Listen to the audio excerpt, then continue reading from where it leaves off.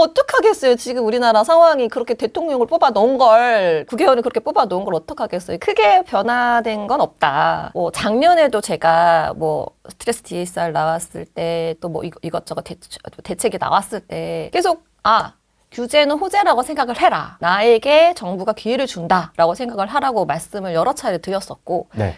제가 여태까지 20년 동안 투자하면서도 항상 그런 어떤 규제가 나왔을 때 처음에는 잠깐 주춤해요. 왜냐하면 이게 뭐지? 파악하는 시간. 예를 들어 내가 뭔가 대출을 받아서 매수를 하려고 했는데 여기 대출이 되나? 저게 뭐지? 나한테 어떻게 적용이 되나? 그런 시기가 살짝 필요해요. 그러니까 그것도 이제 사실은 정부에서도 뭔가 되게 알차게 준비해서 내놓은 대책이 아니고 지금 되게 급했잖아요. 이번에 9월 통계도 뭐 누락을 했네 마네 이런 얘기도 있었지만 뭔가 잘 준비해서 모든 상황들을 고려해서 뭔가 내놓은 대책이 아니기 때문에 다들 각 담당자들도 잘 모르고 또 그걸 실행하는 은행들도 이게 뭐지? 모르는 거예요. 어떤 매수자들이 질문을 했을 때 명확한 답변을 빨리빨리 줘야 되는데 저희도 지금 파악 중임이 난 거예요, 사실은. 그러니까 그런 시기들이 항상 있어요. 그래서 빨리 그런 부분들을 내가 직접 공부를 하셔야 되고 그때 요 타이밍에 내가 뭘 할 수 있는지 그때 정말 사실은 기회거든요. 항상 그런 기회가 오면 나한테는 기회다. 규제는 호재다. 대신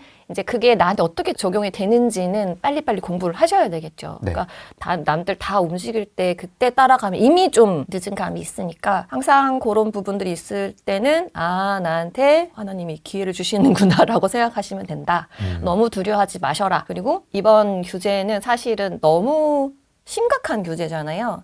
그러니까 어떤 복지국가든 선진국에서도 모든 모기지론을 장려하잖아요, 사실은. 어쨌든 근로소득이나 어떤 나의 소득만으로는 주거 안정이라든지 이제 뭐 불을 한 스텝 올라가는 뭐 그런 것들이 한계가 있기 때문에 월세 내느니 내 집 장만해서 내 집의 이자를 내면서 주거 안정과 함께 같이 불을 축적하는 그런 시스템을 만들어라라고 얘기하는 게 사실 선진국형 모기지론이잖아요. 미국도 7, 80% 해주고. 네, 캐나다도 그렇고 모든 국가들이 다 선진국은 다 해요. 근데 대출을 금지한다는 나라는 어디가 있어요? 공산주의 사회주의밖에 없잖아요. 그러니까 그렇게까지 우리나라가 지금 그런 식으로 아예 못 사게, 현금이 없으면 못 사게 만들었다는 거는 역설적으로 물론 뭐 우리나라가 뭐 공산주의가 돼가고 있다, 사회주의가 돼가고 있다, 이거는 번외로 치더라도 그렇게까지 할 수밖에 없었던 이유가 뭘까를 한 번쯤 생각하셔야 돼요. 너무 다급한 거예요. 할 수 있는 게 없어. 그러면 그 안에 얼마나 폭발력이 있는 시장이 감추어져 있는지 사실 감추어져 있지도 않죠. 대부분 다 알아요. 그죠? 정부도 알고 대부분 우리들도 다 알고. 그거를 어떻게 해소할 수 있는 방법이 없는 거예요. 그래서 늘 제가 김현미 장관 계속 얘기하지만 빵이 아니고 호빵이 아니고 떡이 아니고 뭐 붕어빵이 아니고 뭐 이렇게 금세 만들어낼 수 없잖아요. 거기다가 이제 그쪽 진영들은 그쪽.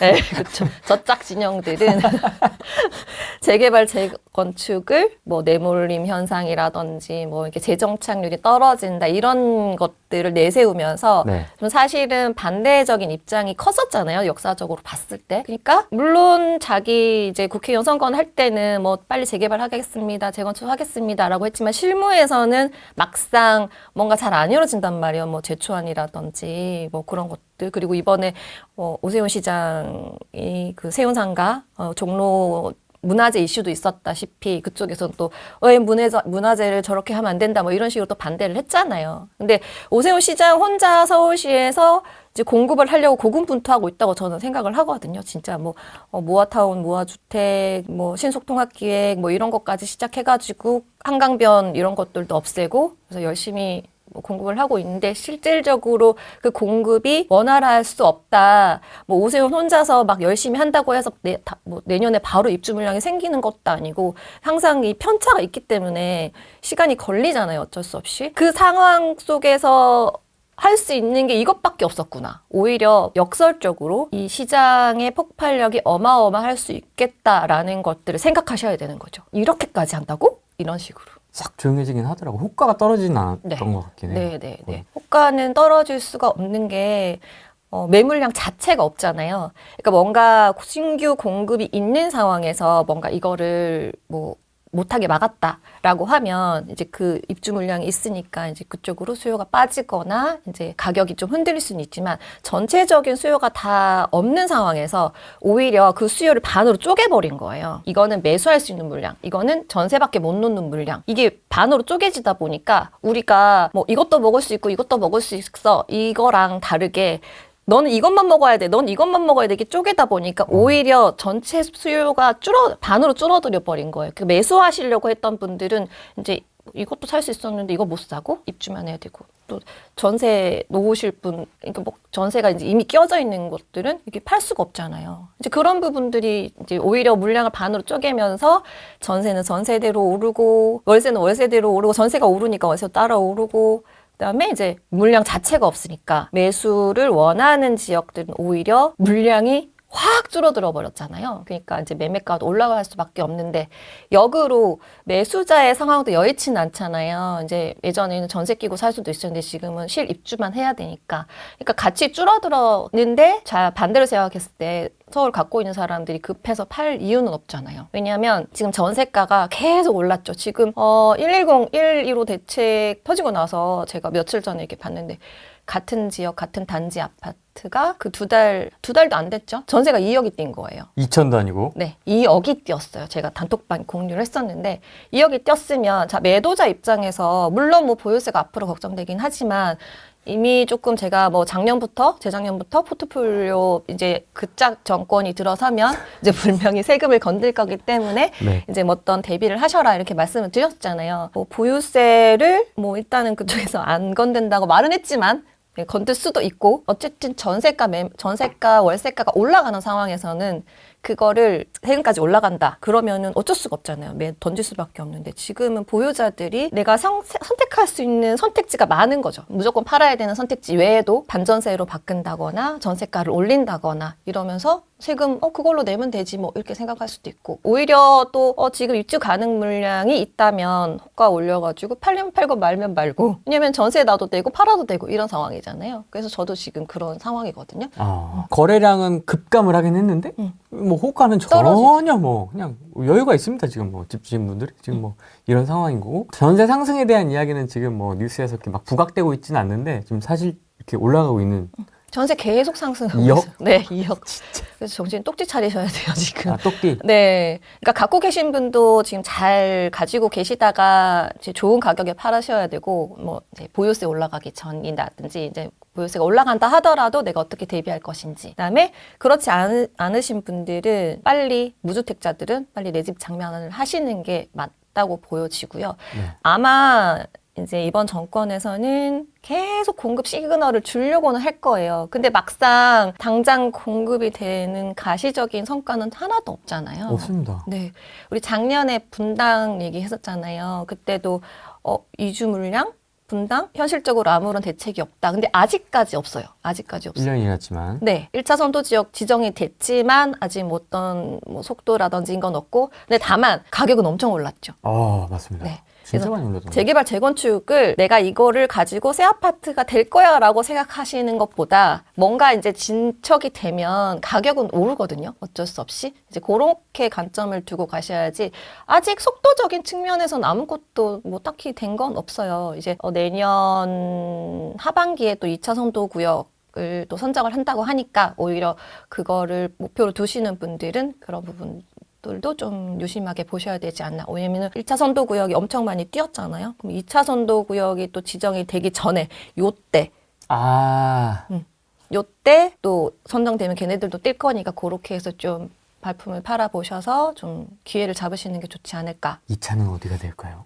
2차는 1차랑 조금 바뀌었어요. 1차는 뭐 이렇게 4개 단지가 묶여 있어야 되고 막 이런 부분들도 있었거든요. 이제 그런 부분들이 다 없어지고 이제 분당에서, 근데 또 경쟁률이 그때 다 웬만한 지역 거의 다 95% 다 넘었잖아요. 네. 분당에. 그래서 제 생각에는 좀 특별한 혜택을 받지 않더라도 대지 지분과 용적률이 좀, 대지 지분 높고 용적률이 낮은 지역들 그쪽으로 좀 보시는 게 어떨까. 세금으로 잡지는 않겠다고 했지만 저희 다주택자들 입장에서는 지금 세금이 제일 관심사거든요. 그래서 지금 조용할 때 이 정리를 좀 세금의 관점에서 정리를 해야 되는 거 아니냐. 그래서 포트폴리오에 대한 정리 이 부분이 제일 관심사더라고요. 네. 오히려 총금액으로 할 수도 있다. 아 총액으로? 네. 이제 1가구 1주택에 대한 세금을 건들지 안 건들지까지는 잘 모르겠는데 건들면 이제 상식적이 않은 일들을 막 하시니까 사실은 예측이 잘 안 돼요, 사실은. 그냥 맞습니다. 설마 에이, 자유 대한민국에서 이런 상황인데 그냥 막 하잖아요. 허락받고 사세요 서울. 그리고 심지어 공무원들 핸드폰 다 제출하라고. 그렇죠. 그게 말이 되냐고요. 그러니까 그게 상식적이지 않은 일들이 지금 대한민국에서 일어나고 있으니 뭐 앞으로도 세금도 마찬가지겠죠. 마찬가지겠죠. 근데 결국은 저는 그래요. 부자가 되고 결과적으로 이제 부를 축적하시는 분들은 그럼에도 불구하고 뭘 할 수 있는지를 생각하시는 분들이 결국은 우파가 되고 부자가 된다라고 생각을 하거든요. 어떡하겠어요. 지금 우리나라 상황이 그렇게 대통령을 뽑아 놓은 걸, 국회의원을 그렇게 뽑아 놓은 걸 어떡하겠어요. 그러니까 이 안에서 우리가 할 수 있는 거 해야 되고, 또 우리나라는 6.25 전쟁도 있었고, 네. 일제강점기도 있었는데 또 극복했지 않습니까? 네. 아, 지금 그 정도 상황이군요. 네, 저 그렇게 생각합니다. 네, 지금 뭐. 재난 상황이구나 지금. 네, 재난 상황이에요. 그래서 그런 상황임에도 불구하고, 네, 우리 살아남을 방법을 찾아야죠. 어떻게 살아남아야 됩니까? 일단은 이민을 가시는 게. 뭐 좀 해보려고 그랬더니 대출 금지. 뭐 하려고 그랬더니 갭 끼고라도 좀 사보려고 그랬더니만은 허락받으래. 너 안 된대. 너 왜 이사 가냐고 그러고. 지금 그런 상황이라서 이게 지금 깝깝해졌거든요, 사실. 저 그게 너무 화가 나요. 너무 화가 나요. 진짜 저는 진짜 단언컨대 부동산을 통해서 제 인생이 바뀌었다고 생각하거든요. 아, 그렇죠. 그렇죠. 네. 정말 저는 일도 열심히 했고 어떻게든 뭐 가난했지만 그 안에서 무언가를 할 수 있고 맨날 뭐 공부하려고 했고 뭐 방통대로도 편입하려고 했고 뭐 그러니까 가난했지만 할 수 있는 것들 열심히 하고 일도 정말 열심히 했거든요. 저는 뭐 의류 디자이너였지만 일 끝나면 공장 가서 단추 달고 재단 배우고 미싱사 언니 옆에서 이제 같이 일을, 그러니까 실무를 배우고 싶은 거예요. 그러니까 디자인을 잘 하려면 옷이 어떻게 구성이 되고 재단이 되고 이제 봉제가 되는 과정을 알아야 되는데 학교에서 배우는 거 약간 좀 한정적이거든요. 네, 응용이 잘 안 되니까 실무적인 거를. 네, 실무적인. 그러니까 내가 원하는 디자인을 하는데 뭐 공장 사장님, 이거 옷이 안 돼! 이렇게 말한단 말이에요. 그러면 저는 이렇게 해서 이렇게 바가 뒤집어서 이렇게 하시면 되잖아요. 패턴 제가 떠도요. 이렇게 되는 거예요.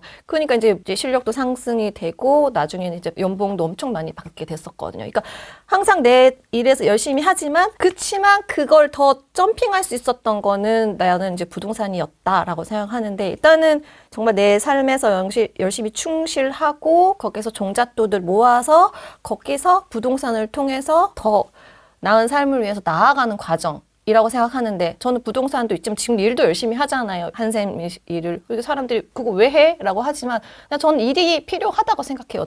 아무리 부자가 되더라도 이재용이 또 계속 일하잖아요. 뭐 전 세계 돌아다니면서. 그러니까 일이라는 게 필요하다고 생각하고 열심히 사는 사람들이라고 생각을 하는데 왜 그 사람들을 핍박하냐 이거지. 아무래도 그들도 학습된 데이터가 있다 보니까 사실은 이제 투기 가열지구라든지 규제 지역을 사실 차츰 이렇게 했었잖아요. 근데 이제 그게 갯메우기가 다 됐다는 거를 봤잖아요. 그러니까 확 다 해버린 거죠. 그거를 다시 되풀이되지 않기 위해서 나름 머리를 쓴 거죠. 갯메우기가 되지 않기 위해서. 확 이렇게. 그러니까 아까도 말씀드렸다시피 그렇게까지 할 수밖에 없었던 이유에 대해서 우리는 다시 곰곰이 깊게 생각을 해야 하고 오르는 건 어쩔 수가 없구나. 그리고 이번에 그 경제부총리도 대국민 질의 그거 했는 거 혹시 보셨는지 모르겠지만 질의를 했을 때 이제 부동산 정책의 방향성이 뭐냐 했더니 뭐 떨어지는 걸 원치 않는다라고 했어요. 떨어지는 걸 원치 않는다. 물가 상승률만큼 오르는 거를 천천히 오르는 거를 그렇게 목표를 잡고 있다. 그럼에도 불구하고 이렇게 했다라는 거는 우리가 진짜 깊게 생각해야 되는 부분인 거죠. 안 떨어지는구나. 이렇게까지 해야만 했었구나라고 생각을 해야 되는 거고 그럼에도 불구하고 지금 떨어지고 있지 않죠. 오히려 이제 수도권 외곽이라든지 아니면은 서울 외곽 쪽들이 조금 주춤하긴 한데 네. 결과적으로는 같이 갈 거예요. 왜냐면 왜 제가 그렇게 생각을 하냐 하면 투기 가열지구 처음에 강남 3구랑 용산구가 묶였었잖아요. 근데 그 아이들의 대장은 계속 그냥 갔잖아요. 그냥 그들은 그냥 대출도 필요 없는 사람. 규제가 있든 말든 난 상관없어. 나는 어차피 대출 안 받는 걸 이런 사람들. 그리고 부자가 너무 많잖아요. 연예인들 돈 벌면은 집부터 사잖아요. 그다음에 건물 사고 또 비트코인으로 돈 번 사람도 결국 부동산 사고 운동선수도 부동산. 네. 사업해 복잡해서. 부동산. 네. 그러니까 결국은 그들은 우리 같이 뭔가 대출이라는 것들을 이용해서 집을 사지 않아도 되는 그냥 원래 부자들이고 그들은 또 대안이 없잖아요. 이거 팔고 뭘 사야지. 우리 같은 사람들이야 갈아타기 전략 이렇게 생각하지만 그분들은 갈아타기가 필요 없는 분들이에요. 그러니까 그냥 원래 최상급지기 때문에 굳이 이걸 팔고 다른 대안이 이민 말고는 없는 거예요. 그러니까 매도 물량이 나올 수가 없죠. 이민 가시는 분들. 그래서 압구정 사놓고 또 뭐 하와이도 하나 사놓고 네. 뭐 이렇게 하더라고요. 네, 이제 그러니까. 그분 나름대로는 이제 네, 네. 포트폴리오를 분산시켜 놓으시는 건데 진짜 최상급지는 그들만의 세상이니까 뭔가 대안도 없고 그러니까 매물이 나올 수도 없고 매수자도 대출 안 돼? 그래 고마워. 그냥 나는 어차피 필요 없어. 이러면서 경쟁자 사라졌으니 더 좋지. 이렇게 생각하실 수도 있는 거고. 그랬을 때 강남 3구 용산이 묶였을 때 가장 피해를 봤던 지역이 뭐냐 하면 어디냐 하면 강남 3구 용산구의 못난이들. 그 안에서 최고 상품이 아닌 거예요. 뭐 구축이었다든지 뭐 나홀로일 수도 있고 근데 뭐 용적률이라든지 이런 게 좀 재건축이 안 나오는 걸 수도 있고 이제 그런 아이들은 얘네는 분명히 상급지 못난인데 규제는 똑같이 받고 있었단 말이에요. 그래서 지금 상급지만큼 많이 오르진 않았어요. 상급지임에도 불구하고 똘똘이들만큼이 오르진 않았다면 똘똘이들 뭐 10억씩 15억씩 오를 때 얘네들은 2, 3억 올랐단 말이에요. 그러니까 너무 많이 적게 오른 거잖아요, 사실은. 이게 왜 그러냐 하니, 만약에 이제 송파구 외곽지에 어떤 아파트가 있었다. 그럼 바로 옆에 강동구잖아요. 강동구 입지 나빠요? 좋잖아요. 네. 근데 그 당시에는 강동구는 규제 지역이 아니었단 말이에요.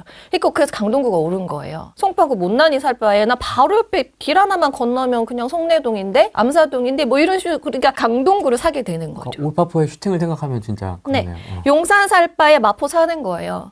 용산 살 바에 성동구를 샀던 거죠. 그러니까 여기는 바로 같은 권역의 입지이면서 내가 살 수 있는 것들이 비규제 지역이니까 그때 그런 아이들도 같이 올랐던 거죠. 세상급지는 세상급지들 오르는데. 그래서 강남 3구의 못난이들만큼 오히려 뭐 송동구라든지 광진구라든지 이런 애들이 강동구가 훨씬 더 많이 오르게 됐던 거죠. 근데 지금 그거를 이 상황에 빗대어 봤을 때 서울이 전체가 다 묶였잖아요. 네. 다 묶였어요. 그러면 오히려 아까 그런 경계선, 서울의 경계에 있는 못난이들은 지금 조금 힘들 수가 있죠. 그래서 서울에 인접해 있는 경기도권이 오르기 시작하는 거예요. 분당, 광명 뭐 이런 식으로. 광명, 그다음에 구리, 구리. 그다음에 송도 뭐 이쪽 비규제 지역인데 입지적으로 뭔가 물론 서울에 비하면 그렇지만 그래도 인프라가 좋고 살만한 지역들이 동탄도 그렇고 쭉 오르고 있잖아요. 지금 뭐 3번도 역세권들이 지금 계속 오르고 있고. 그러니까 그런 식으로 이제 서울의 외곽선, 서울과 가까이 있으면서 비규제 지역들은 이제 오를 수밖에 없고 역으로 서울에 있는데 이제 구리 옆에 있는 중랑구라든지 이런 아이들은 힘들 수 있는 거죠. 아시죠? 노도강. 노도강이 사실은 한강 인접성이 되게 안 좋잖아요. 구리가 훨씬 가깝거든요. 그렇죠. 운전해서 가다 보면은 쭉 강진구 가다가 구리 가다가 중랑구로 가요. 그렇죠. 그러니까 중랑구보다 구리가 더 가깝거든요. 구리에서는 부릉하면 바로 한강입니다. 네. 근데 중랑구는 규제 지역이에요. 구리는 규제를 받지 않아요. 그러네요. 네. 그러니까 그런 식으로 이제는 오히려 서울 변두리에 있는 아이들은 조금 힘들 수 있지만 거기서 같이 인접해 있던 아이들은 경기도권은 오히려 수혜를 볼 수 있다. 만약에 갭 투자를 원하시는 분들은 그쪽으로 아직 이제 토지거래 허가가 아니니까 이제 그쪽으로 지금 실제로 구리 쪽에 인테리어 상담이 엄청 많아요. 또 데이터가 네. 또 그런 식으로 들어오는구나. 네. 다 이사 갈 예정이에요. 옮긴다는 얘기지 지금 구리로. 그럼 제가 그리고 축하드립니다. 축하드려요. 이제 그렇게 하시고 또 하나 이제 투자 포인트를 생각하시면 강남 3구의 못난이들은 그동안 나는 강남 3구 못난인데 바로 옆에 강동구에 비해서 규제를 나 혼자 받고 있었기 때문에 못 올랐어요. 근데 이제는 동등해졌잖아요. 이제는 동등해졌어요. 이제 강동구를 사도 똑같이 규제를 받고 맞습니다. 강남 3구 그다음에 용산구의 못난이를 사도 규제를 받아요. 그럼 어떡해요? 그럼 당연히 이왕이면 이제 강남, 강남 3구. 그러니까 오히려 지금은 강남 3구는 더욱 공고해졌다. 아, 원래 좋았던 애들은 잘 나갔고. 걔는 그냥 계속 잘 나가고. 계속 잘 나가는데 이제 밑에 있던 애들이 강남 안에서도 얘네들이 이제 컨디션이 똑같네? 하면서 이제 예전에는 성동구를 샀는데 똑같이 규제를 받네? 그러면 나는 오히려 금액도 나쁘지 않네? 많이 안 올랐네? 이러면서 이제 보셔야 된다고 생각해요. 성동구 A, B급 또는 강남 C급. 네. 뭐가 나을까요? 강남 C급. 강남 C급. 왜냐면은 너무 많이 올랐어요. 아. 성동. 그렇다고 성동구가 안 오른다는 얘기는 아니에요. 그렇죠. 저는 한강변 영원하다고 생각하거든요. 엄청 좋아하십니다. 한강변 제가 늘 얘기하잖아요. 마포, 입지부 성동, 광진, 뭐 용산, 뭐 강남 3구는 마찬가지고 그냥 한강변은 영원하다. 그러니까 입지 분석 필요 없다. 그냥 한강변 사시면 된다. 주구장창 얘기하잖아요. 아니 칼리오펜 비싸잖아요. 저는 돈이 없는데요. 싼 데 많아요. 너무 대장 아이들만 보고 있어서 그렇지. 지금 예를 들어 뭐가 있을까요? 이 정도 기준점으로 본다면은 뭐 송파구 풍납동. 풍납동? 풍납동. 풍납동 얘기하시는 분도 처음이네요. 그쵸. 제가 또 그런 걸 좀 좋아해요. 남들 안 보는 거. 되게 생소합니다. 풍납동? 네. 풍납동이 잠실 가는 게 10분밖에 안 걸려요. 아, 그래요? 네. 생소한 동네입니다. 네.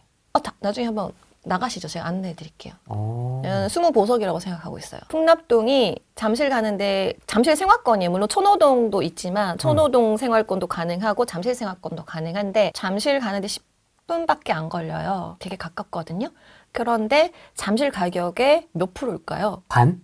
반도 안 돼요. 반도 안 돼요. 보통 천호동을 많이 생각하지 않습니까? 잠실의 배후 지역으로는 천호동 많이 얘기하는데 풍납동. 자, 풍납동 왼쪽으로 가면 이렇게 봤을 때 왼쪽으로 가면 잠실이에요. 위로 가면은 광진구예요. 네. 위에서 왼쪽으로 가면 성동구예요. 네. 오른쪽은 강동구예요. 얘만 쌀 이유가 있어요? 싼 건 다 이유가 있는 거 아닙니까? 칼리오펜이. 네, 있어요. 문화재. 문화재 규제가 거기가 토성 아니잖아요. 그래서 이게 사실은 기회인데 여기는 어떤 사람들이 생각하냐면은 여기는 땅만 파면은 도자기가 나온다. 그러니까 뭐 젓가락 수저 나오고 막 청동기 유물 나오고 그럴 거 아닙니까? 네. 뭐 흙으로 된 그릇 나오고. 네. 그런 인식이 강해요. 강해서 뭐 여기는 땅 파면 문화재 재개발도 안 되고 재건축도 안 된다. 그래서 이제 여기는 사면 안 돼. 그 제가 옛날에 투자할 때도 그런 누구 네임드가 제가 친구한테 야, 이런 데가 있어. 여기 걔 5천이면 사. 가격도 너무 싸. 이거 투자해야 될 것 같아 했더니 되게 유명한 강사님한테 여쭤보셨나 봐요. 인플루언서. 근데 뭐 그런데 누가 사냐고. 거기 땅 파면은 뭐 도자기 나오던데. 그러니까 제가 그것도 다 조사를 했겠죠. 도자기에 대한 것들을. 이미 권역별로 나눠져 있어서 재개발이 가능한, 재건축이 가능한 구역들이 나눠져 있고. 그 안에서도요? 나눠져 있고. 또 지금 재건축 추진 중인 데가 있어요. 이번에 그 안에 소송 안에서도. 미성 아파트라고. 근데 파다가 나올 수도 있는 거 아닙니까? 네, 파다가 나오는데 자 이번에 잠실 쪽에 재건축할 때 파다 나왔죠. 멈췄어요. 어디가 나왔어요? 어디? 지금 신축 분양하는 쪽 거기 나왔다가 멈췄다가 지금 다시 곧 입주하는 저 며칠 전에 가서 보니까 완전 의리의리 하던데요. 동네가 확 바뀌었던데. 지금 잠실, 강동구, 성내도 이쪽 다 이 하남 쪽까지는 다 나와요. 맞습니다. 네, 다 나와요. 그래서 멈추느냐 안 멈추느냐는 파고 꺼내고 하면 돼요. 지금 종로 쪽에도 문화재에서 파서 꺼내서 했고, 그럼 잠실 쪽도 꺼내서 했고, 지금 곧 입주고 문제 될 게 없다. 그런데 많이 나오면 오래 걸리잖아. 이렇게 생각하실 수 있잖아요. 이렇게 막 광범위하게. 근데 문화재가 어디 층에 묻혀 있어? 이거 너무 깊게 얘기하는데 이거 다 풀어주면 안 되는데. 조금만. 조금만. 자, 문화재가 이렇게 우리가 이제 막 파다 보면은 이제 깊이 몇 미터에 이게 있다는 게 데이터가 있어요. 그러니까 역사적으로 이제 뭐 이렇게 문화재청들이 이제 많이 발굴을 했잖아요. 통계 평균치가 있군요. 여기는 몇 미터 정도 들어간 문화재가 있다. 그 깊이랑 주차장 깊이 엄청난 히트. 이미 다 정리가 된 거지. 그쵸. 그 정도까지는. 근데 더 깊이는 안 나오나요, 그러면? 안 나와요. 그것도 신기하네. 그게 정부 자료에 나와요. 그래서 문화재층 유실 권역이라고 있어요. 문화재층이 여기는 벌써 유실이 됐어 없어. 아니면 이미 정리가 된 거다. 여기는 한번 휩쓸고 갔다 이미. 근데 더 깊게 팔 수도 있잖아요. 신축으로 파면, 재건축을 하면. 근데 이미 유실 이제 여기는 요 정도 깊이에 항상 문화재층이 있었어. 왜냐하면 그 주변에 이미 발굴해서 공원으로 만든 지역들이 있거든요. 그 바로 인근에 이제 그런데 이제 파헤쳐 보니까 근데 진짜 아무것도 안 나와요. 아니 왕릉이라면서 왕관 귀걸이라도 하나 나와야 될 거 아니에요? 아무것도 안 나왔어요. 진짜 그냥 뭐 흔한 도자기 그다음에 뭐 초가집 터 이런 거 나와서 이제 주민들은 이게 왕성이 아니었다. 그냥 약간 시장 같은 개념이었다. 왜냐면 거기가 옛날에 기억하실지 모르겠지만 이제 풍납동이 상습 침수 구역이었어요. 그러니까 누가 상습 침수 구역에 왕성을 짓느냐. 예전에 이제 광진구 쪽 가시면은 거기 아차산 쪽 있잖아요. 거기서 풍납동이 다 훤히 보이거든요. 오히려 거기가 이제 내려다보고 왕성으로 그러니까 물론 왕성이었다는 뜻은 아니에요. 광나루 쪽에서 보면 다 보이는데 그렇게 낮은 지역에다가 누가 왕성을 짓지? 왕성이 아니었을 가능성도 농후하다라고 이제 주민들은 이제 주장을 하고 있고 실질적으로도 팠는데 뭐가 나오지 않았고 이게 뭐가 예전에 문제가 됐었냐면 박원순 시장이 그러니까 그때부터 뭔가 이상했어요. 그러니까 왜 사람들이 그거를 뭐라 그러냐면 그 시장님이 꿈에 백제 왕이 나타나서 여기가 왕성이었다라고 했대요. 꿈에서? 미친놈이네. 그래서 여기는 왕성이래요. 뭐 하는 거야? 그래서 근데 그걸로 그 말 한마디로 말도 안 되는 꿈 얘기로 말 한마디로 이제 모든 정책이 만들어지고 그때부터 이상했던 그러니까 근데 또 지금 일어나는 일들을 생각하면 그때나 지금이나 비슷한 건가? 너무 말도 안 되는 일들. 그 꿈 때문에 이제 여기는 왕성이었다라는 말도 안 되죠. 그래서 근데 어쨌든 이제 자세히 이제 파헤쳐 보시면 이제 거기서 권역이 나누어져 있어서 이제 문화재층이 유실된 권역이 있다. 근데 가격이 잠실의 3분의 1도 안 된다. 근데 만약에 여기서 재건축이 되거나 리모델링이 된다면 그러면 앞은 광진구 쪽도 비싸요. 엄청 비싸요. 앞뒤 좌우가 다 비싸요. 여기는. 그러면은 가성비가 너무 좋잖아요. 일단 가격적으로. 근데 입지가 나빠요. 한강 걸어서 가요. 앞에 뭐 공원 같은 거라도 있습니까? 한강공원 있고요. 이제 걸어서 가고 잠실 가깝고 강남 가기 가깝고 고속도로 타기 가깝고 한강 가기 가깝고 뒤로는 천호동, 잠실, 앞으로는 광진구 그쪽도 이제 재건축이 되겠죠? 그러면은 광진구 재건축되면 얼마 될까요? 전 40억, 50억 될 거라고 보거든요. 한강변 기준으로. 네, 올림픽 거기 워커힐 아파트도 있고 왠지 현대 아파트도 있고 걔네들도 위치 너무 좋잖아요. 자양동 지금 재개발도 엄청 비싸잖아요.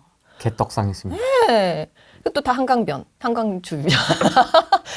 그러면은 그 안에 얘는 섬처럼 있어요. 그러면 그 아이들, 그러니까 제가 말하는 투자의 관점이 만약에 그것들과 가격이 같으면 말이 안 되지. 네. 그쵸? 고평가죠. 고평가죠. 근데 그 아이들에 비해서 가격이 3분의 1이야. 그러면 갈만한 거죠. 그러면서 뭔가 재건축 이슈라든지 리모델링이라도 되면 한강변 입지는 불변의 가치이고 문화재 이슈는 지금은 사람들이 그렇게 생각하고 있지만 이제 점점 개선이 될 가능성이 높고 또 왕성일지 아닐지는 두고 봐야 하는 거고 그럼에도 불구하고 문화재층이 유실된 권역이 있다. 보수적으로 보셨을 때 문화재층 유실 지역을 보시고 토성에 가깝지 않은 곳들을 보시고 그렇게 하시면 충분히 저는 가능성이 있고 또 그래도 나는 너무 불안하다 하시면 토성 바깥에 토성 외 지역은 지금 모아타운도 지금 하고 있거든요. 그러니까 거기는 그런 문화재랑 토성 바뀌니까 상관없대. 그러니까 안이랑 밖이랑 뭐가 다른지 모르겠지만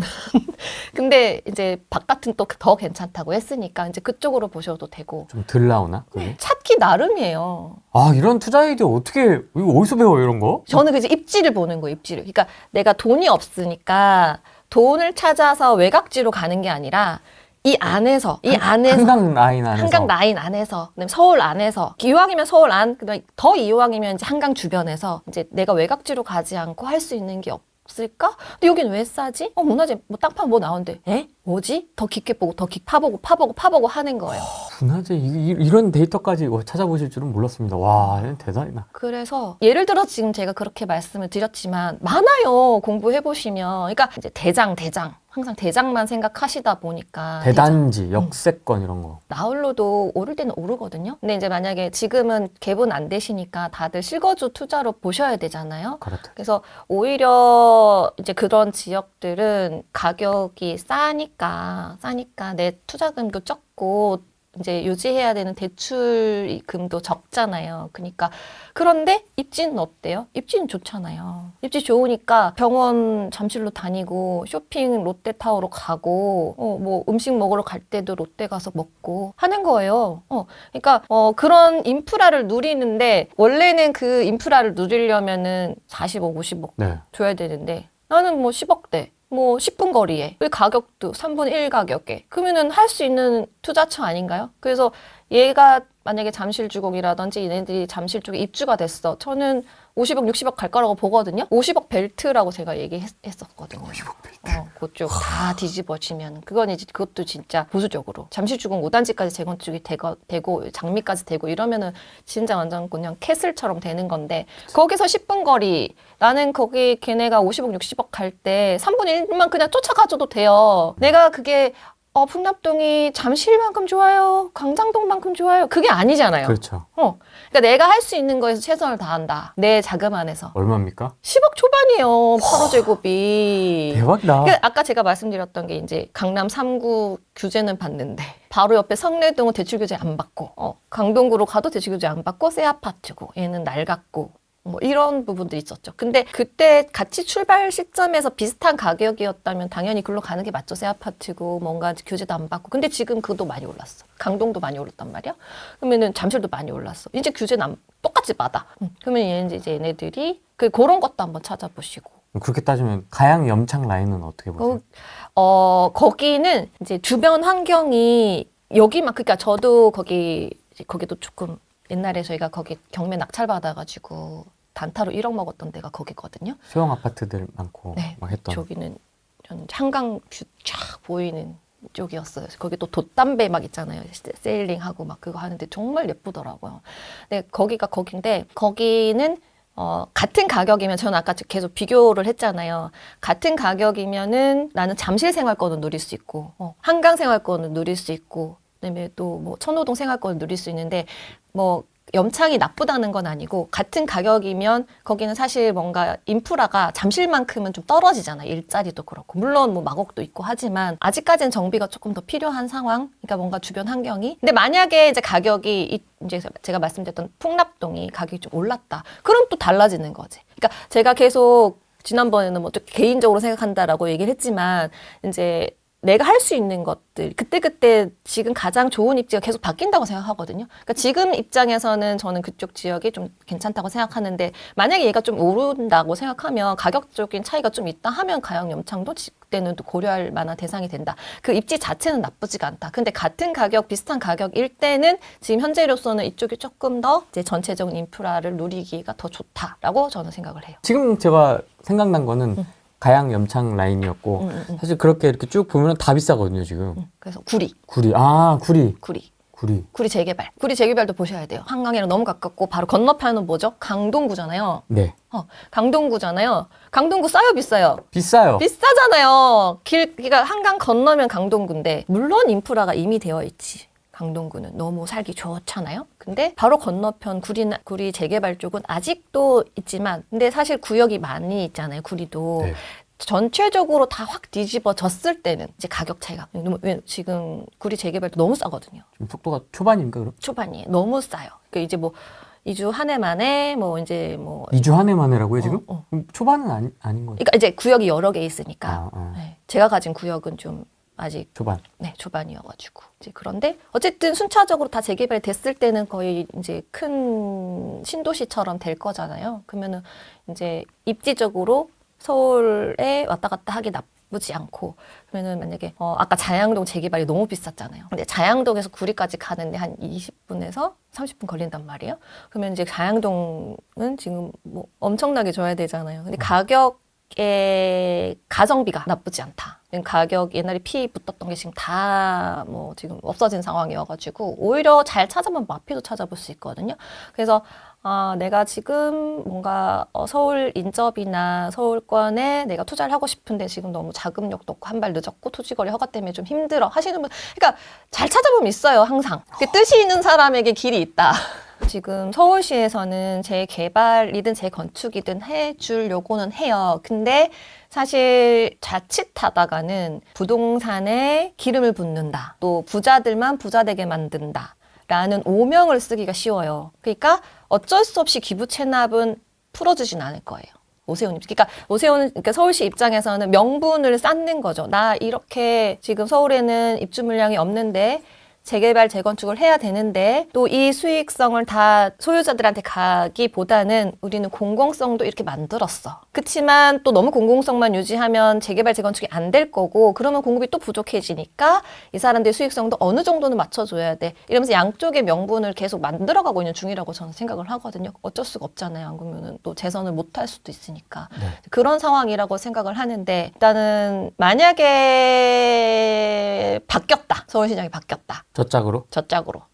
이번에도 그랬잖아요. 뭐 종로에 재개발 못하게 했다고 그거 하면 안 된다고 막 그렇게 얘기를 했대잖아요. 그러니까 이것 따지고 저것 따지고 하면 어디다 짓느냐는 거죠. 그러면은 결과적으로 만약에 최악의 경우 이제 그렇게 됐다라고 치면 공급 부족은 더 길어지겠구나. 그럼 구축 가격이 더 오르겠구나. 전월세, 매매가 다 폭등하겠구나 라고 생각하시면 되시고 그리고 잘 됐을 때 재개발, 재건축이 너무 잘 됐을 때 막 공급 물량 이렇게 한다는데요. 지금 이재명 대통령이 뭐 이렇게 뭐 공급 시그널 또 뭐 대책도 냈는데 뭐 이러면서 할 수 있잖아요. 그러면 제가 작년부터 말씀드렸던 게 이제 앞으로 공급은 안 되거나 비싸게 공급되거나 공급이 되지 않거나 비싸게 공급되거나 둘 중에 하나. 그러니까 공급이 안 되면 어떻게 되는 이제 구축이 오를 거고 전월세 다 오를 거고 그다음에 이제 공급이 잘 됐어.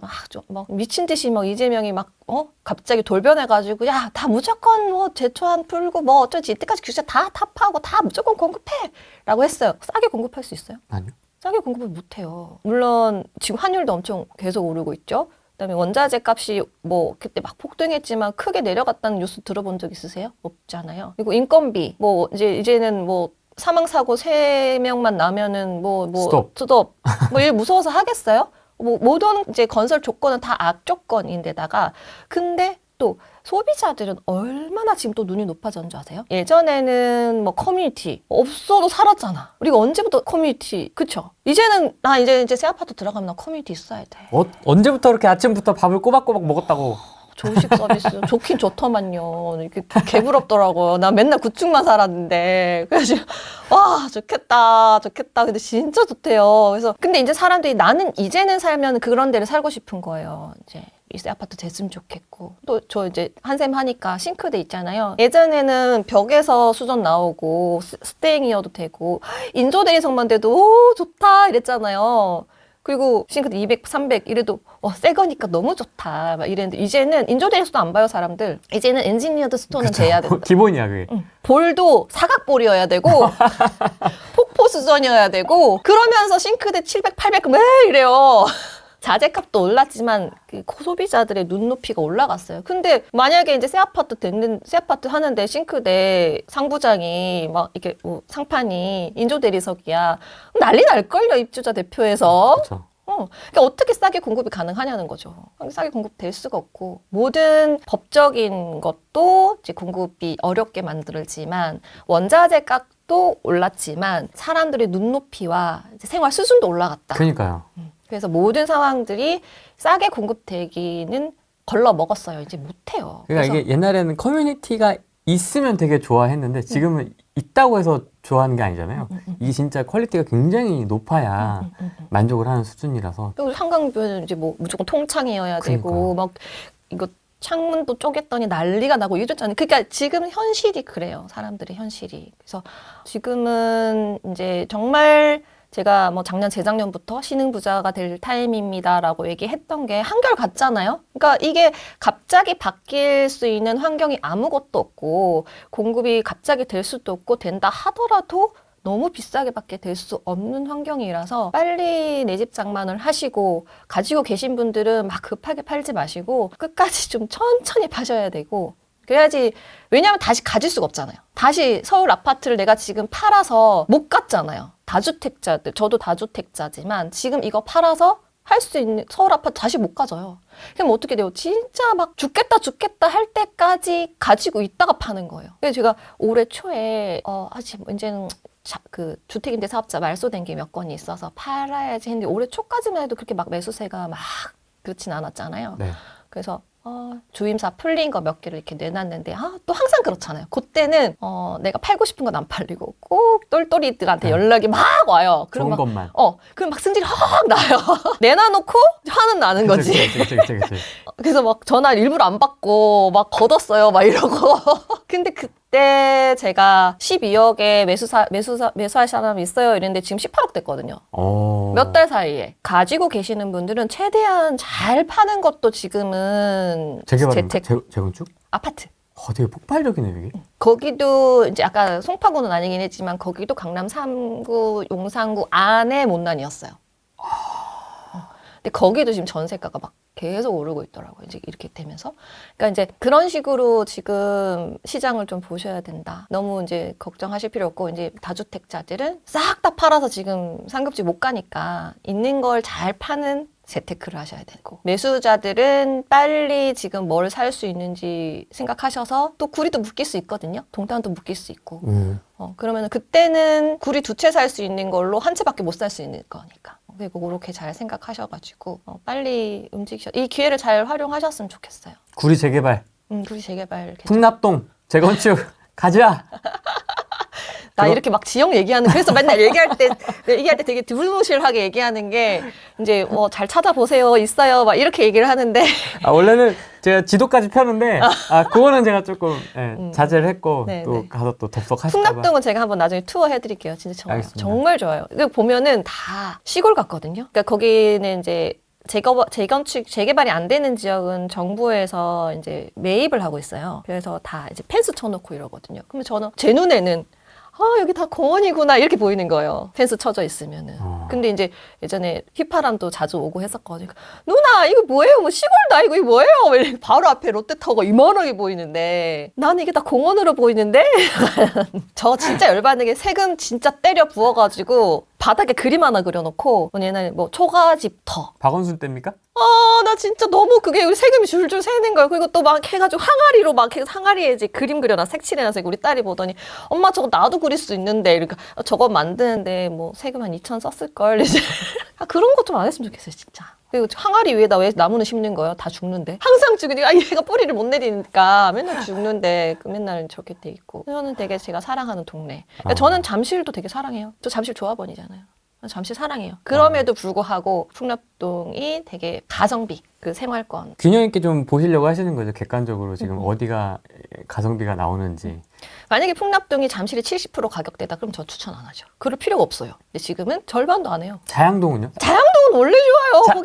자양동 관심 있는 분들 엄청 많으시던데. 자양동 너무 좋죠. 너무 좋죠. 근데 너무 비싸잖아. 됐다 비싸요. 됐다 비싸요. 그 자양동 재개발 살 돈으로 지금 풍납동 아파트를 살 수 있어요. 그러니까 이제 물론 자양동도 재개발이 되면은 완성이 됐을 때는 어마어마할 거예요. 평지에다가 자양동은 약간 성동구도 그렇고 이제 성동구 옆에 용산구 그다음에 그 위로 성북구 뭐 이렇게 쭉 가면은 다 언덕이에요. 그래서 좀 갈 때 조금 입지에 비해서 뭔가 다니기 좀 그렇게 막 너무 쾌적하다 이런 느낌이 안 들거든요. 근데 거기서 쭉 내려서 광진구 딱 가잖아요. 그러면 쫙 평지에 다 평지던데요? 분당 가는 느낌이 들어요. 분당에 있는 느낌이 살짝 들어요. 맞습니다. 평지에 있고. 맞습니다. 그리고 되게 편안하고 학군도 좋잖아요. 바로 건너면 또 잠실. 너무 좋죠. 너무 좋아요. 근데 항상 가성비로 따지셔라. 나쁘다는 게 아니에요. 자양동이 지금. 자양동 너무 좋죠. 근데 내가 할 수 있나? 그만큼의 가치, 돈을 가지고. 그리고 말씀드렸잖아요. 재건축은 오래 걸린다. 왜냐면 재개발 같은 경우는 저는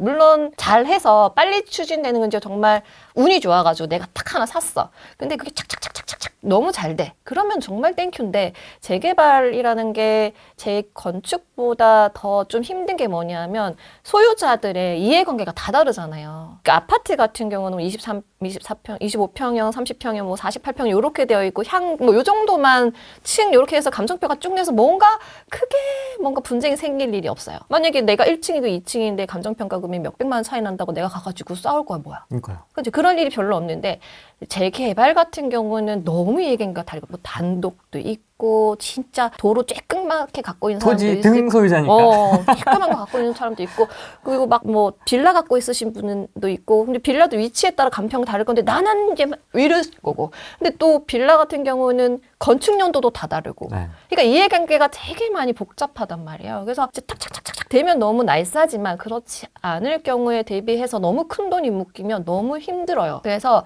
그 입지가 나쁘거나 그 투자가 나쁘다는 건 아니고 그만큼 내가 만약에 대출을 껴고 했다 그러면은 어떤 수익률은 되게 낮을 거란 말이죠. 임대 수익. 이라든지 전세가도 한정적일 거고 큰 목돈이 들어가 있거나 대출금을 많이 내야 되는 상황이 생기는데 시간이 길어지면 길어질수록 내가 나는 자양동이 너무 좋아 나는 이게 10년 있다 돼도 상관없어 라는 마음이 들까요? 안 될 거란 말이죠. 그래서 이제 그런 부분들에 대해서 그래서 제가 포트폴리오를 생각해라 본인의 투자 포트폴리오에 맞는 투자를 해야 된다라고 말씀을 드리는 게 약간 그런 관점으로 생각하시면 될 것 같아요. 그 동네가 나쁘다는 얘기는 절대 아니에요. 네. 돈 많으신 분들은 하면 돼요. 나는 자양동 투자, 재개발 투자를 뭐 대출 없이 어차피 돈이 썩어 남아 도니까 그냥 박아둘 거야. 자양동 뭐 10년 있다 돼도 20년 있다 돼도 상관없어. 이렇게 생각하신 분은 하시면 돼요. 지금 성수동 막 박듯이.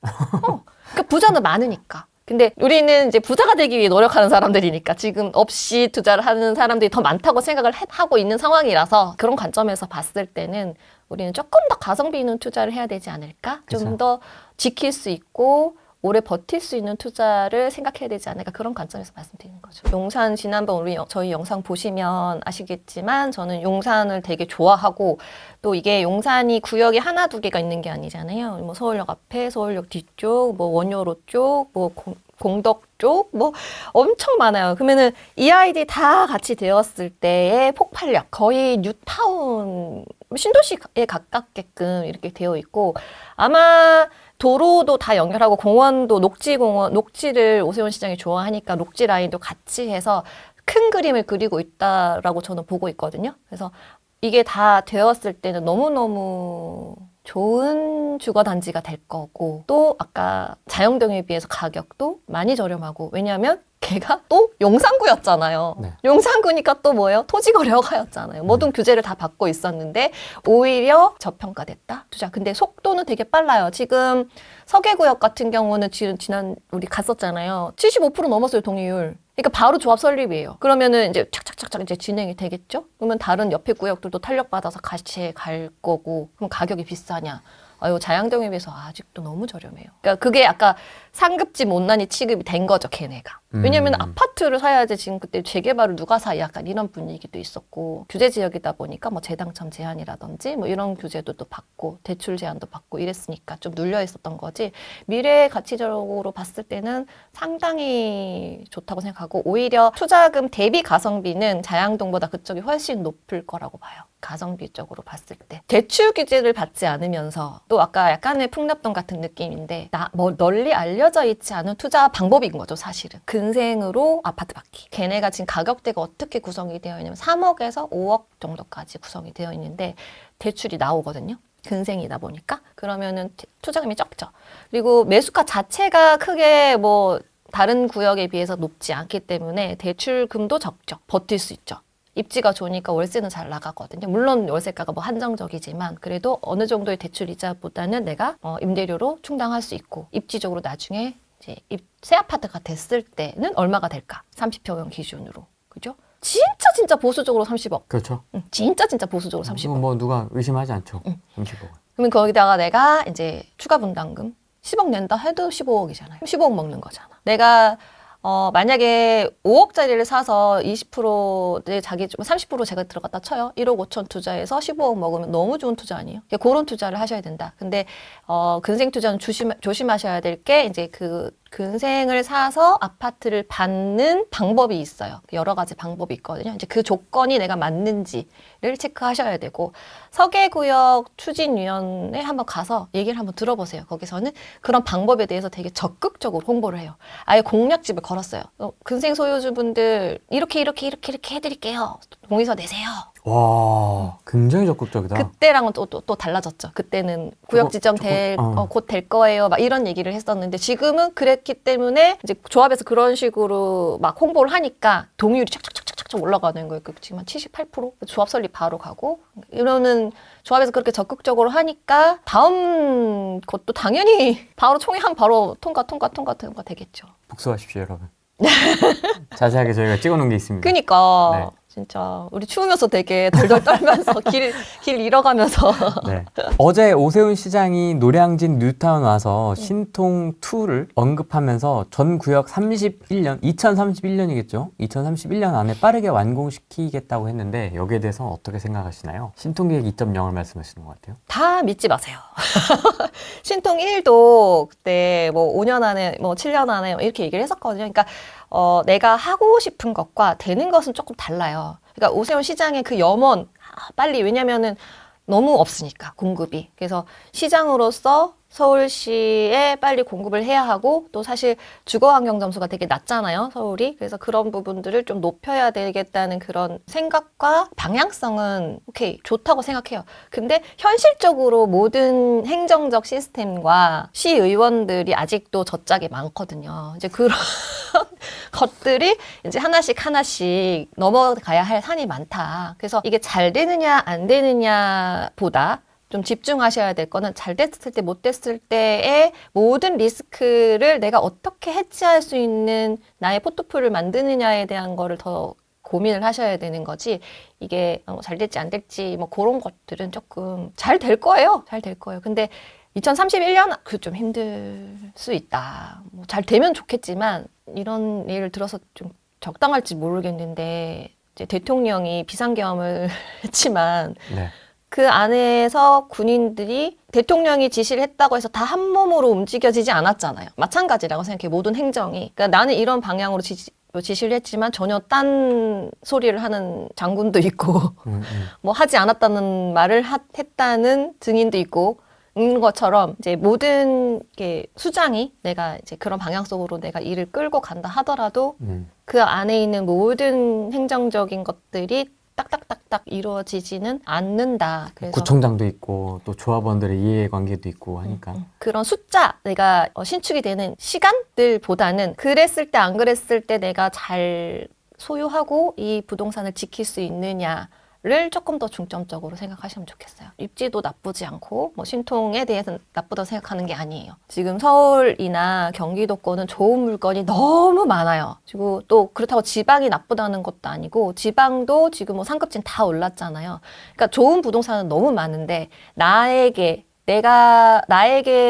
부를 가져다 줄 수 있는 부동산인가 내가 지킬 수 있는 부동산인가는 다른 관점이라고 보는 거죠. 그럼 지금 제일 고민이신 분들이 뭐 무주택자는 사면 되는 것이고 나에게 내 수준에 맞는 내 환경에 맞는 걸 사면 되는데 1주택자분들이 이제 지금 고민인 거는 지금 갈아타야 되는 건가? 갈아타기는 좀 올랐고 예를 들어 우리가 예전에는 갈아타기를 할 때 내가 이걸 팔고 조금 돈 좀 보태가지고 더 높은 상급지로 가야지 이거잖아요. 그러니까 지금 어지간하게 돈이 있지 않으면 진짜 뭐 아까처럼 진짜 부자들이나 지금 뭐 물려받은 돈이 통장에 한 10억 있었어, 20억 있었어. 사실 많긴 하더라고요. 그 돈 많은 사람들이. 근데 그런 분들은 처음부터 상급지를 갔을 수도 있고 그런 여건이 되시는 분들은 가면 좋은데 그런 분이 아니시라면 지금 팔아서 같은 급지도 못 가요. 내가 이걸 팔아서 더 안 좋은 급지로 갈 거면 안 하는 게 낫지. 빠꾸 그냥 앉아 있는 게 낫지. 그래서 지금 어제도 저희 상담했는데 네. 이제 이사 가긴 거른 것 같고요. 수리해서 살려고요. 이러신 분. 그러니까요. 어려워졌어요. 진짜. 못 가요. 그래서 그런 규제를 한 거겠죠. 일주채짝도 발목 잡아 놓으려고. 일단 멈춰. 다 멈춰 일단. 아무것도 하지 마. 얼음. 못 가니까 이제 상급지로. 이게 재개발을 하겠다는 거야 말겠다는 거야 이런 생각이 드는 거죠. 왜냐면 또 뭐가 문제냐면은 재당첨 제한이 또 걸려요. 맞습니다. 재당첨 제한이 예전에는 강남, 상구, 용산까지만이었는데 저 같은 경우는 이제 목동이라든지 미아동의 재개발이 다 재당첨 구역인 거예요. 그러면 이게 얘네들이 할 생각이 있나? 재개발을 예전 정부도 전 정부도 그랬지만 어떻게든 규제를 하기 위해서 그때그때 땜빵식으로 정책을 내놓다 보니까 이게 어떤 파급력이 있는지에 대한 생각이 전혀 없는 것 같아요. 그러니까 계속 다시 보완 정책도 나오고 보완 정책도 나오고 그러니까 그런 점에서는 달라진 게 없다. 근데 그것밖에 할 수 없었으니까 어쩔 수는 없었겠다라는 생각은 들지만 이거 어떡하려나? 누가 저 찾아오셨는데 이제 결혼을 염두에 두고 있다는 거예요. 그래서 갈아타기를 해야 되냐고 이제 보니까 나쁘지 않아요. 갖고 있는 게. 그래서 그 남자친구가 먼저 사고 합쳐라. 서울 거를. 이거 팔고 살려고 하지 말고 왜냐면 지금 이거 팔고 살려면 이제 규제 지역이니까 돈도 더 많이 들고 투자금이 많이 들잖아요. 그러니까 차라리 그냥 남자친구 단독 명의로 그럼 무주택이니까 이제 실거주를 하나 사고 본인 집은 전세 로튼 월세 로튼 해서 남자친구 들어가서 그때 결혼식을 해라. 그러면 이주택이 되는 거잖아요. 또 신혼부부는 또 결혼으로 인해서 이주택자가 되면 또 일정 기간 비과세를 받을 수 있는 여건이 되거든요. 그게 또 10년으로 바뀌었다고 그러더라고요. 또 5년이었다가 그래요? 결혼하라 이거죠. 10년까지로 또 비과세. 그럼 더 좋지. 그러니까 오히려 더 남자친구 결혼하기 전에 더 오히려 더 10년 동안 살 수 있으니까 또 똘똘한 항체 정책이 사실은 지금 취득세 중과 때문에 똘똘한 한채 그리고 이제 종부세 이런 것 때문에 종부세 한채는 봐주지 않을까 막 이런 심리 때문에 그리고 다주택자를 다 핍박하고 다주택자는 나쁜 놈들 이렇게 하니까 이제 똘똘한 한채 성향으로 갔지만 사실은 정말 부자가 되려면 복리를 만들어야 되거든요. 그리고 똘똘한 항체에 깔고 있어도 정말 실질적으로 나한테 경제적 이득은 하나도 없어요. 세금만 많아져요. 그래서 강남에 오래 사셨던 연배 있으신 분들은 나 집값 오르는 거 싫어. 난 실감도 안 나는데 세금만 많고 뭐 이런 말씀 하시잖아요. 네. 돈 들어오는 건 하나도 없으니까. 그러면은 아까 이제 예비 신혼부부 같은 경우는 제가 어떻게 조언을 드렸냐 하면 남자친구가 결혼하기 전에 매수를 해서 거기 어쨌든 토지거래 허락을 받아야 되니까 실거주 해야 되잖아요. 그러니까 거기서 실거주를 할 수밖에 없고 그러니까 그쪽 가서 신접 살림을 차려라. 그리고 내가 갖고 있던 집은 월세를 내든 전세를 내든 그러면 여기서는 어떤 수익이 생기잖아요. 이 수익금으로 지금 이제 남자친구 집에 대출 이자를 내던 세금을 내던 그러면 내가 이거를 보유할 수 있는 여력이 더 시스템이 만들어지는 거죠. 근데 이거를 내가 똘똘한 한 채로 갔어. 그러면 돈이 들어오는 건 세금은 오로지 내가 버는 수입으로만 메꿔야 되니까 맞습니다. 조금 무리하면은 이제 그때는 좀 멘탈 나가는 거죠. 세금이 무리했나. 또 이자가 올라가면 이자 하우스 푸어 얘기가 나오고 내가 너무 욕심부렸나 이런 생각을 할 수밖에 없기 때문에 그러니까 이제 그런 시스템들을 생각을 하셔서 이제 매수를 하시는 게 좋겠다. 그래서 남자친구한테 따로 매수하신 다음에 결혼해라. 굳이 안 해도 된다고. 오늘은 또 그때 위장 미혼 그런 얘기도 있더라고요. 이런 정책들이 항상 양면이 있으니까 이쪽 면 저쪽 면 다 생각해서 나한테 어떻게 적용하면 좋을지에 대한 것들 그러니까 지금 상황이 안 좋잖아요. 좀 정치적인 것도 그렇고 국가적으로도 그렇고 부동산적으로도 그렇지만 다 너무 안 좋다라고 생각하실 게 아니라 거기서 내가 뭘 할 수 있을지 제가 항상 하는 얘기지만 좀 지겨우시겠다 이런 얘기를 하면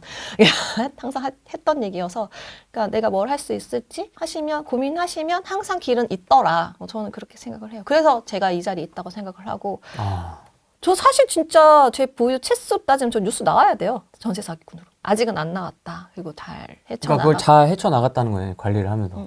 오히려 지금 무시적 갱신돼가지고 어떻게 연락을 해야 되나. 너무 싸게 계셔가지고. 이자 내역서 보여주면 저 힘들어요 할까 지금. 그래도 그게 나아요. 전세금 그런 그러니까 돈 빚쟁이보다 이제 내가 받을 게 있는 게 마음 편하더라고요. 그렇죠. 그러니까 그게 낫죠.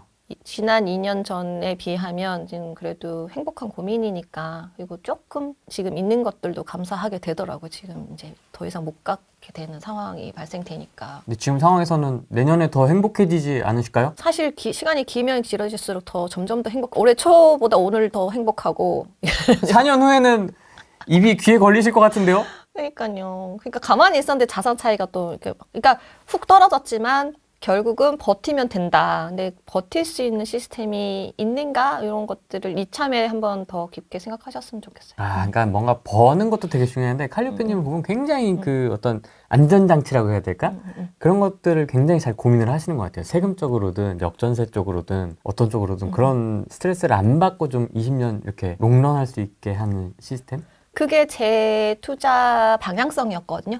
그럼에도 불구하고 2년간은 너무 힘들었어요. 그러니까 그 포트폴리오를 잘 짜야 돼. 그래서 그게 나의 투자 방향성이야. 그래서 단기, 중기, 장기, 그다음에 월세, 전세, 그다음에 공실까지, 그다음에 임대사업자, 매매사업자, 개인, 이렇게 법인, 뭐 아이들 증여부분까지 정말 디테일하게 포트폴리오를 만들었음에도 불구하고 지난 2년 전에는 너무 힘든 거예요. 그래서 근데 역으로 생각했을 때 내가 이렇게 포트폴리오에 대한 생각이 없이 투자를 했다면 뉴스에 추적 60분은 나왔겠죠.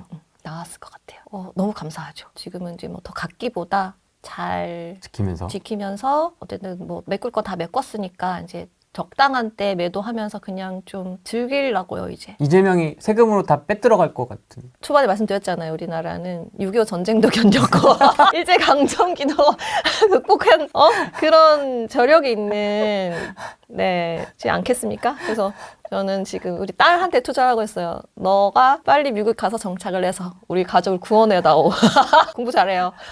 LP도 따고 맨날 어제도 100점 받았대요. 네, 그래서 네가 나의 희망이다. 어떤 대학에 가면. 그래서 이제 미국 부동산 쪽으로 지금 이 고난이 잘 헤쳐나가진다 하더라도 약간의 민족성이나 이제 우리나라의 과거 역사적 환경을 봤을 때 자유민주주의가 다시 지금 저는 자유민주주의가 아니라고 생각하고 자유민주주의가 다시 우리에게 찾아왔더라도 또다시 번복될 가능성이 없지 않아 있다. 아, 어떤 민족성인데요? 지주들을 끌어내려서 지주 나왔다. 지주들을 끌어내려서 저 나쁜 놈들 그게 이제 공산화됐던 북한이 우리나라를 쳐들어왔을 때 이제 40년대 50년대 그때 막 했을 때 이제 다 해서 이렇게 죽이고 죽창 또 이제 민주주의가 됐는데 근데 그게 사실 반반이잖아요. 투표율을 보면 너무 많거나 적거나 이게 한쪽으로 훅 간 게 아니란 말이에요. 그러니까 언제든 다시 이렇게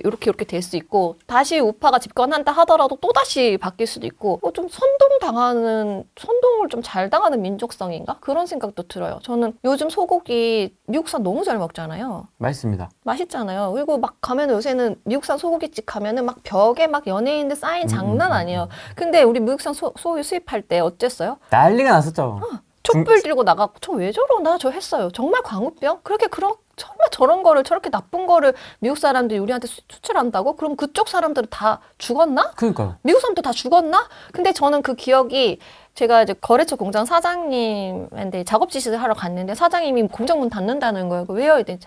공장 사장님 아버님이 소를 키우는데 자기 지금 광화문 가야 된다고. 그거를 가지 않으면 촛불을 들지 않으면 정말 나라를 위하지 않고 우리의 목숨을 그냥 하찮게 여기는 사람인 것처럼 그때 막 사회적 분위기가 그랬고 선동을 잘 당하는 민족이다. 공감합니다. 네. 선동을 너무 잘 당하는 민족이다. 연예인 뭐 했다 그러면 쫙 달려가지고 악플 쓰고 연예인 자살하고 뭐 했다고 의혹 있다고 막 다다닥 막 너 그럴 줄 알았다 뭐 이래가지고 또 자살하고 이게 너무 많잖아요. 그러니까 좀 안 그랬으면 좋겠어. 그래서 근데 계속 반복되는 것 같지 않습니까? 그래서 대한민국에서 선동 너무 잘 당하는 사람 민족성이다. 그래서 다시 자유민주주의가 오더라도 또 이렇게 될 수 있다. 또 이렇게 저는 그래서 우리 딸이 이민 갔으면 좋겠는 거예요. 또 실제로 그렇게 준비하고 계시지 않습니까? 네. 공부도 잘해서 이뻐 죽겠어요. 그게 제일 좀 힘이 되시죠? 돈 버는 것보다 자식 힘이 제일 좀 크지 않으세요? 막 힘들더라도 막 딸이 전화 오면 뭐 했다고 그러고 100점 받았어. 하나 틀렸어. 이러면 어제는 수학 시험 쳤는데 이제 문제가 이상하더래요. 그래서 선생님한테 가서 따졌대요. 문항 오류. 그래서 선생님이 사과했다고. 추가로 질문 드리고 싶은 거는 그 많던 폭락이들은 어디로 갔습니까? 그니까! 어디 갔죠 다? DSR 3단계 해서 뭐 폭락한다 그러고 역전세로 폭락한다 그러고 다 어디 갔죠? 제가 DSR 괜찮다고 했잖아요. 네. 아무런 문제 없다고. 지금 스트레스 DSR 얘기한 사람 있어요? 아무도 없잖아요. 다 어디 갔노? 그니까. 경매 쏟아진다고. 그니까. 그래서 그때 저희 영상에서 팩트 체크 했었잖아요. 그거 다 아파트 아니고. 네. 아파트 아니고. 이상한 거다. 도시형 생활주택이랑 오피스 비슷한 그런 것들이다 했는데 그때 우리 사례로 나왔던 그 중에 한 건이 며칠 전에 제가 낙찰받은 거예요, 쌤. 이러면서 찾아오신 거예요. 그래서 진짜? 이게 너무 좋은 거예요. 그래서 봤더니 지금 어떻게 됐어요? 했더니 지금 리모델링 잘 진행 중이고 호가 5억 올랐고 5억이요? 그리고 실거래 4억 올랐고 4억 진짜 올랐네. 제가 좋아요 안 좋아요? 좋죠. 너무 그러니까 막 폭락이가 막 얘기를 떠들었더라도 진짜 사실은 이게 이렇게 일방적이잖아요. 저한테 뭔가 피드백이 오진 않잖아요. 이런 방송을 하던 제가 블로그에 글을 쓰던 해도. 그래서 저희가 좀 이게 무슨 소용이야 라고 해서 자주 나오거나 뭐 글을 요즘은 저 더 안 쓰게 되더라고요. 그런데 너무 보람되는 거예요. 누군가는 이렇게 새겨 듣고 낙찰 또 받아오고. 낙찰 받아서 너무 또 막 4억 올랐고 5억 올랐고 또 다음 스텝을 준비하고 하니까 너무 뿌듯하잖아요. 역시 이거지. 이거다. 내가 보여주고 싶었던 게 이런 거였다. 그런 말 듣지 말고 지금 내가 할 수 있는 거 하고 지금 이 기회를 더 이용해서 앞으로 나아갑시다 이런 거였는데 무슨 소용이라고 했는데 진짜 해서 딱 와서 쌤 저예요 하는데 생긴 것도 예쁘게 생겼어요. 그래서 후랭님한테 얘기해야지 이러면서 근데 우리 방송에서 했던 네. 그 물건 중에 하나. 결국 뭐예요? 그것도 경매 물건 떨어지긴 뭘 개뿔 떨어져요. 지금 뭐 별로 없고. 그때 잡았어야 돼. 지금도 늦지 않았죠. 뭐. 앞으로 떨어질 가능성은 없고 더 오를 거라 이렇게 미친 규제를 내놨다라고 생각하시면 돼요. 두렵습니다. 뭘 해야 될까요, 이제? 그는 뭐든 할 거예요, 다. 뭐 사법, 입법 다 행정. 행정 다 장악했으니까. 그럼에도 불구하고 포기할 수는 없잖아요, 우리 삶을. 네. 더 희망적으로 가야 하니까 다 잘 공부해서 찾아가셨으면 좋겠어요. 그래서 좀 흔들리지 마시고 왜 이런 상황이 누누이 말씀드리지만 이렇게까지 했을까? 이건 사실은 북한에서 하는 일이잖아요. 이제 허가받고 이사해라는 그런 지경까지 만드는 이유가 뭘까? 얼마나 많은 내재된 에너지가 있길래 이렇게까지밖에 할 수 없었을까를 생각해 보시면 조금 더 시장을 바라보는 게 심플해지지 않을까? 그렇게 생각을 해요. 그래서 서울 아파트 경매 하셔서 갭 투자 안 되시는 분들은 경매는 토지 거래 허가 안 받아도 되니까 그런 식으로 해서 이제 월세를 놓으시든 전세를 놓으시든 실거주를 하시든지 기회는 많이 있다. 뭘 할 수 있는지 찾아보시는 시간이 되셨으면 좋겠습니다. 알겠습니다. 영상 설명란에 제가 칼리오페님 블로그하고 여러 가지 링크 넣어놨으니까 참고하시면 좋을 것 같습니다. 오늘은 여기까지 하겠습니다. 고맙습니다.